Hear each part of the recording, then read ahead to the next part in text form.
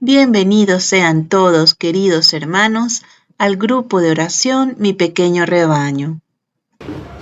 A partir de hoy y por unas cuantas semanas, los próximos meses, vamos a tener una serie de enseñanzas para formación espiritual, para crecer en el espíritu. Nos vamos a guiar por este libro de la Renovación Carismática que nos ha facilitado nuestra hermana Bárbara, que se llama Los Primeros Pasos. Es un libro que nos guía en cómo es ese caminito de crecimiento espiritual después de que uno tiene el encuentro personal con Cristo.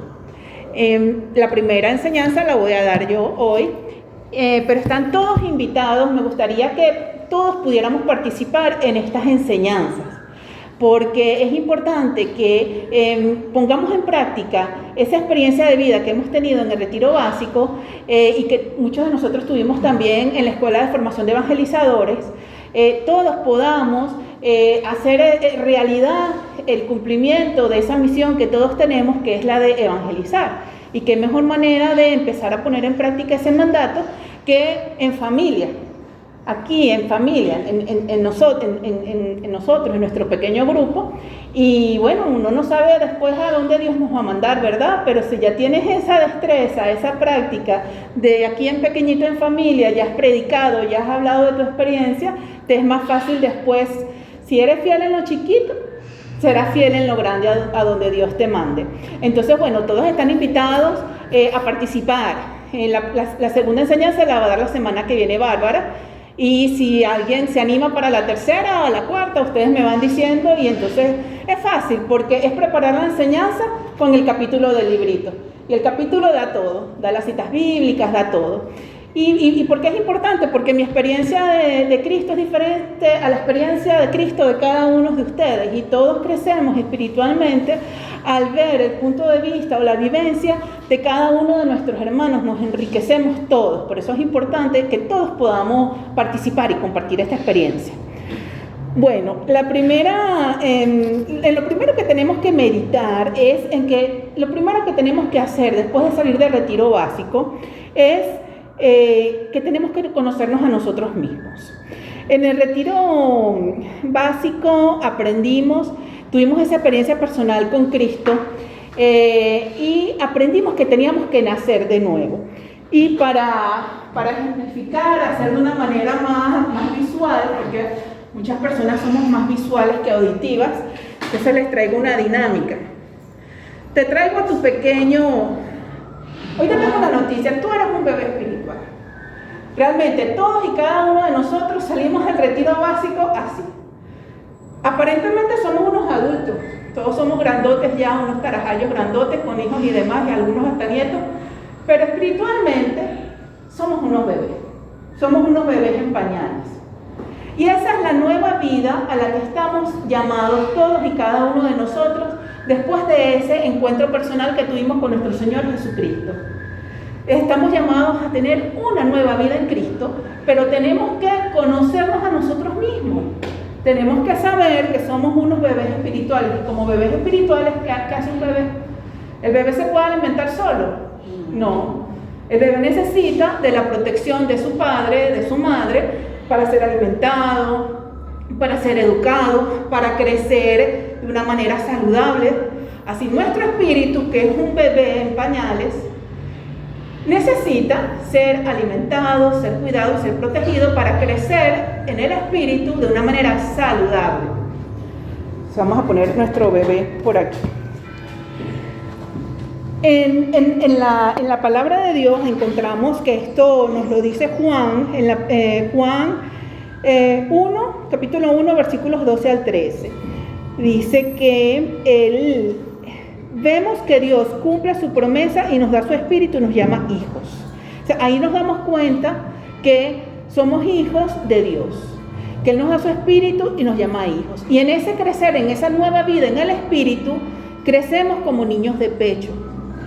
En la 1 Corintios 3, 1 al 3, Dios nos dice: pero aún somos niños espirituales. Eres recién nacido en el espíritu y debes crecer espiritualmente. Para poder tener esa nueva vida a la que estamos llamados, hay tres aspectos. Primero que nada, tenemos que conocer que tenemos un Padre amoroso que nos ama, que nos cuida y que nos protege. Y tenemos que estar seguros de eso. Que nuestro Padre es Dios, que somos sus hijos amados y que Él va a velar por nosotros y nos va a cuidar y nos va a proteger. Lo segundo es conocernos a nosotros mismos y empezar a comprender cuál es nuestra personalidad en el espíritu. Como cada bebé nace con una personalidad diferente, así cada uno de nosotros tiene una personalidad diferente en ese espíritu, en ese nuevo espíritu, en ese nuevo bebé recién nacido que somos. Entonces, el sabernos amados por Dios y en correspondencia, antes de saber que somos hijos de Dios amados, debemos corresponder a Dios. En ese crecimiento espiritual, poco a poco nos vamos enamorando de Dios. Nos vamos enamorando de Dios porque la única forma de corresponder a ese amor que Él nos tiene es amándolo. Y ese amor poco a poco va transformando nuestras vidas. Y el primero que tiene que transformarse eres tú, soy yo, es cada uno de nosotros. Después de que ocurre la transformación en esa vida nueva, en el espíritu, en ti, en cada uno de nosotros, y solo después de eso, es que viene la transformación del mundo que nos rodea. A veces queremos corregir al esposo y queremos corregir al hijo y queremos que el otro se convierta allá, cuando esa conversión tiene que empezar es por nosotros mismos. Esa conversión no se da en un día. Eso es un proceso de toda la vida, vivir una vida de santidad. Pero esa conversión se va a dar. Y como consecuencia de esa conversión de vida de cada uno de nosotros es que viene la conversión y la transformación hacia el resto del mundo que nos rodea. Entonces, primero debes saber que eres hijo de Dios y como hijo de Dios te tienes que portar.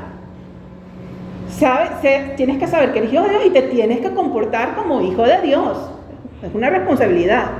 Debes esforzarte por vivir una vida acorde al hijo de Dios que eres y debes comprometerte con el Señor. O sea, esos son las tres pasos que tú en la vida espiritual tienes que saber. Actuar como hijo de Dios que eres, comportarte como hijo de Dios que eres y comprometerte con el Señor. Y la segunda parte de este tema de hoy es que te tengo una mala noticia y una buena noticia. La mala noticia es que en ese camino espiritual te vas a encontrar con problemas. Te vas a encontrar con tentaciones, con problemas. Más que todo son en la cabeza. Fíjense, el maligno actúa en el pensamiento. Esa tentación viene es al pensamiento, a lo interno. Y no es que te lo vas a encontrar así, con cachos y eso, no. Sino que te va a poner en la mente ideas que a lo mejor te van a parecer muy lógicas desde el punto de vista humano. Y con esas ideas es que tú tienes que empezar a luchar. Entonces, uno de esos problemas que te vas a encontrar en el inicio va a empezar a aparecer un bichito que es el bichito de la duda. ¿Okay? A lo mejor algunos lo han experimentado alguna vez en sus vidas. Y después de ese encuentro con Jesús, tú vas a empezar a dudar. Vas a empezar a dudar que ¿por qué tengo que confiar en Dios? ¿Por qué tengo que confiar en Dios? ¿Por qué tengo que creer que Jesús es el Hijo de Dios? ¿Por qué tengo que creer en la promesa de Dios? ¿Por qué tengo que creer en Él? Entonces, ese bichito de la duda se vence con una vacuna, un antídoto, y ese antídoto es la fe en la palabra de Dios. Entonces, se vence con la fe en la palabra de Dios. Cuando te venga la duda, tú simplemente tienes que agarrar las escrituras y leer qué te dice Dios, ante esa pregunta que te estás haciendo. Entonces, por ejemplo, si te dice, ¿por qué tienes que confiar en Dios? Puedes buscar Hebreos 6, 17 y 19, en donde la palabra de Dios te dice que es imposible que Dios mienta. Y estos versículos que tú te vas encontrando, que Dios te habla a través de la Biblia, grábalos en tu mente y grábalos en tu corazón. Entonces, si tú sabes que en Hebreos 6, 17, la palabra de Dios te dice, es imposible que Dios mienta, tú sabes que tú puedes confiar y creer todo lo que está aquí en la palabra de Dios, que Él nunca te va a defraudar. Y cuando piensas, pero ¿por qué tengo que creer que Jesús es el Hijo de Dios? Entonces lees en 1 de Juan 5, 9 al 12, en donde te dice, mayor es el testimonio de Dios. Dios ha testimoniado acerca de su Hijo. Quien tiene al Hijo, tiene la vida. Dios mismo dio testimonio de que Jesús es su Hijo. Y te dice la palabra que quien tiene al Hijo, tiene la vida eterna. ¿Por qué tienes que creer en las promesas de Dios? Y si Dios no cumple la promesa, tienes que creer que Dios cumple siempre lo que promete. ¿Qué te dice la palabra? En Gálatas 3:29, si son de Cristo, ya son herederos según su promesa. Entonces, al creerle a Cristo, nos hacemos hijos de Dios a través de Cristo y nos hacemos herederos del reino de los cielos como hijos que somos, y eso es promesa divina. Y Dios, sabemos que es imposible que mienta y sabemos que Dios siempre cumple sus promesas. ¿Por qué al creer en Jesús pasaste a tener conciencia de ser hijo de Dios? ¿Por qué eres hijo de Dios? Ok, creo en Jesús, pero ¿por qué soy hijo de Dios? En Juan 1:12 nos dice, a los que recibieron la palabra, les dio el poder de hacerse hijos de Dios. A los que creen en su nombre, ya tenemos la certeza de ser hijos amados de Dios. O sea que Dios mismo nos habla a través de su palabra. Recibiste la palabra, aceptaste a Jesucristo como tu Salvador y Señor, aceptaste su nombre que está por sobre todo nombre, crees en Él. Bueno, la palabra te dice que les dio el poder de hacerse hijos de Dios, a todos los que lo recibieron, les dio el poder de hacerse hijos de Dios. Y a los que creen en su nombre, ya tenemos la certeza de ser hijos amados de Dios. O sea que, bichito de la duda al basurero, gracias a la palabra de Dios. Y esa es la forma de combatir cualquier tentación que el maligno te ponga en la mente, con la oración, con la palabra de Dios. Hay otro bichito que se presenta en los inicios del camino espiritual y es el rencor.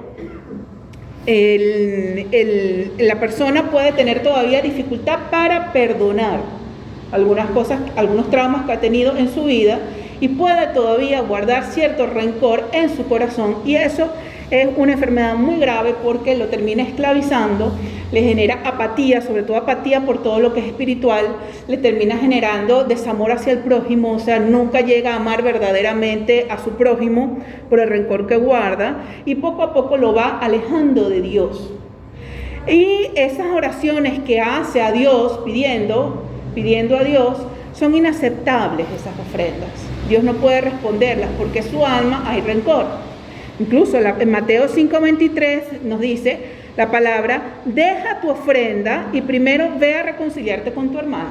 O sea, tan importante así que Dios no acepta la ofrenda si tú tienes rencor en tu corazón y tú aún no has perdonado. Hay que perdonar todo y a todos porque el rencor nos esclaviza. Entonces, si reconoces que aún guardas así sea una pizquita de rencor en tu corazón, ¿cómo lo reconoces? Porque cuando te acuerdas de ese hecho traumático, todavía sientes dolor en tu corazón. Es como una herida abierta, esa herida todavía está abierta, no ha sanado, todavía hay cierto rencor allí. ¿Qué es lo que tienes que hacer? Bueno, tienes que tratar de perdonar a esa persona de todo corazón, al menos con tu mente, con tu intención. Si reconoces que todavía no puedes hacerlo, pedir ayuda a Dios e ir a la confesión. Para eso fue que Dios sabe nuestras debilidades y Él mismo instauró el sacramento de la confesión. En Juan 20, 22, 23 nos dice, a quienes perdonen los pecados les quedan perdonados. Dios nos conoce, sabe nuestras debilidades. Entonces, cuantas veces sientas que tienes que confesar ese rencor, esa falta de perdón, confiésalo en el sacramento de la confesión, que es liberador ese sacramento.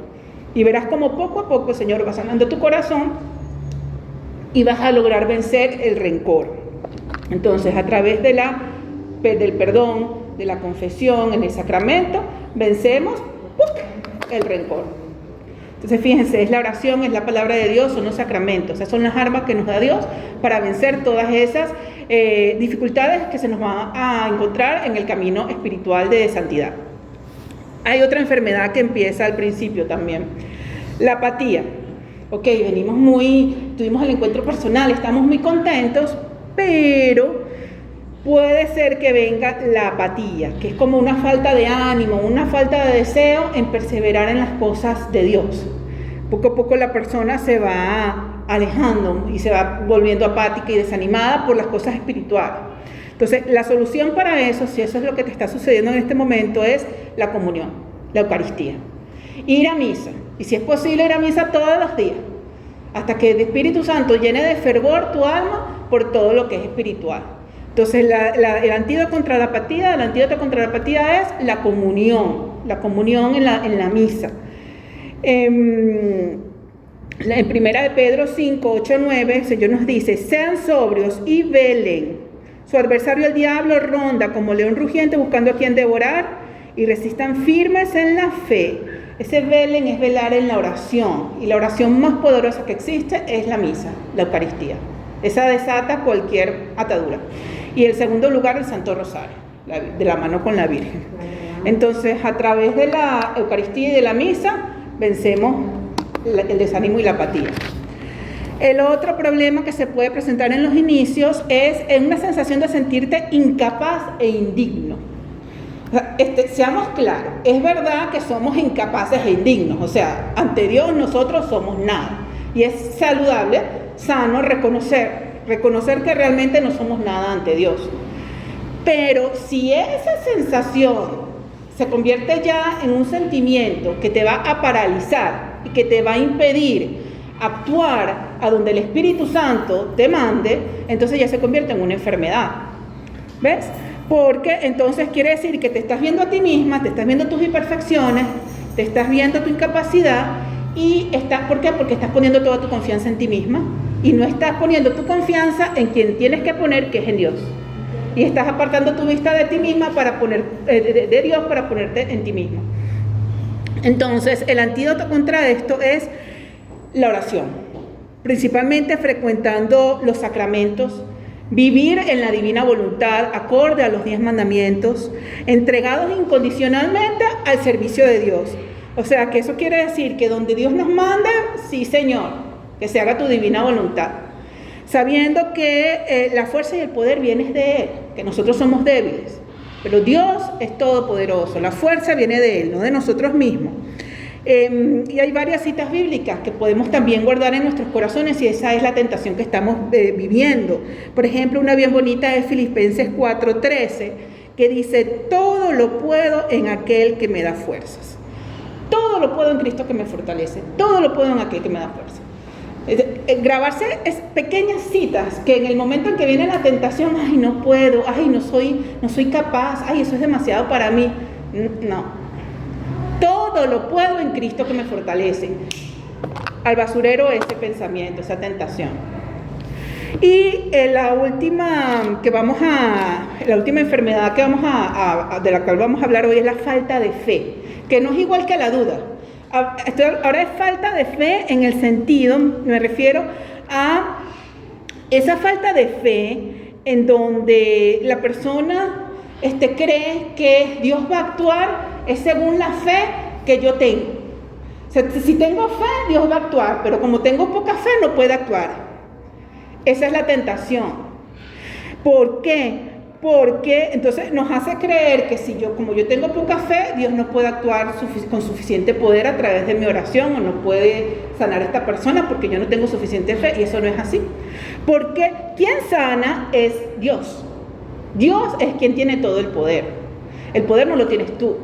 El poder no va a depender de si tu fe es grande o es chiquita. Dios sabe eso. De hecho, Dios nos dice en Mateo 17:20 que si nuestra fe fuera como un grano de mostaza, podríamos mover montañas. No sé si alguna vez han visto un granito de mostaza. Eso mide menos de 1 milímetro. O sea, Dios no necesita una fe grande, porque Él es todopoderoso. Él solo necesita que nosotros confiemos en Él. Nos abandonemos en Él, le entreguemos a Él la situación de una manera abandonada, rendida y confiada en que se hará su divina voluntad, y que si es su voluntad, se sanará, se liberará, se hará el milagro que sea que se tenga que hacer, porque no depende de nosotros. Es Dios Todopoderoso quien va a hacer la maravilla, no nosotros. Entonces, para concluir, tenemos que saber que la fe es un don de Dios, un regalo de Dios que ha sido dado en nuestro bautismo. El antídoto a la falta de fe, ¿cuál es? Oración, comunión y palabra de Dios. al basurero, la falta de fe. ¿Cómo? Con oración, con la comunión, si es diaria mejor, y buscar la palabra de Dios cuando nos venga la tentación. ¿Qué nos podemos grabar? ¿Cuál podemos grabar en nuestro corazón? Mateo 17. Si tuvieras fe como un granito de mostaza, podrías mover montañas. O sea, que no necesitas una fe muy grande, nada más confiar en que Dios lo va a actuar. Dios va a actuar. Tú solo pon tu confianza en Él, Él sabrá en qué momento actúa, cuándo, dónde. Entonces, tenemos que saber que ya desde nuestro bautismo fuimos sellados con el Espíritu Santo. Ese sello del Espíritu Santo se renueva a lo largo de nuestras vidas. La confirmación, en el retiro que hicimos básico, en donde hubo un derramamiento fuerte del Espíritu Santo. Cada vez que nos reunimos en el grupo invocamos al Espíritu Santo. En la misa se invoca al Espíritu Santo. O sea, ese sello se renueva. Pero en el bautismo es cuando realmente recibimos el sello y cuando esa fe entra en nuestro corazón como un granito de mostaza. Dios la pone ahí. ¡Puc! La fe de un granito de mostaza la tenemos todos.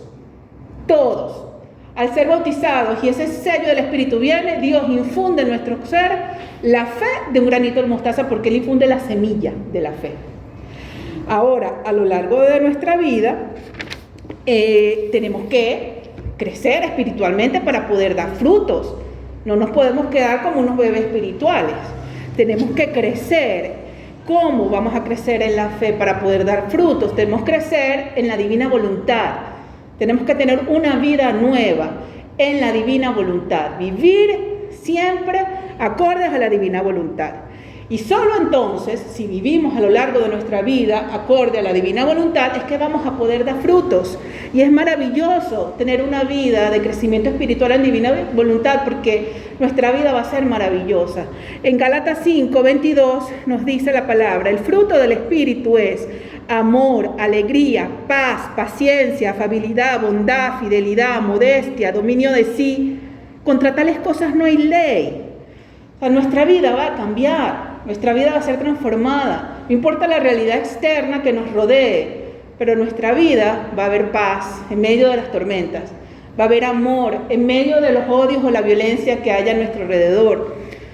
Vamos a poder tener la capacidad de tener paciencia, bondad y ser amable con todos, porque esos son los frutos que da el Espíritu en una vida de crecimiento espiritual. Ya van a ser las 5. La misa, sí, la misa está primero.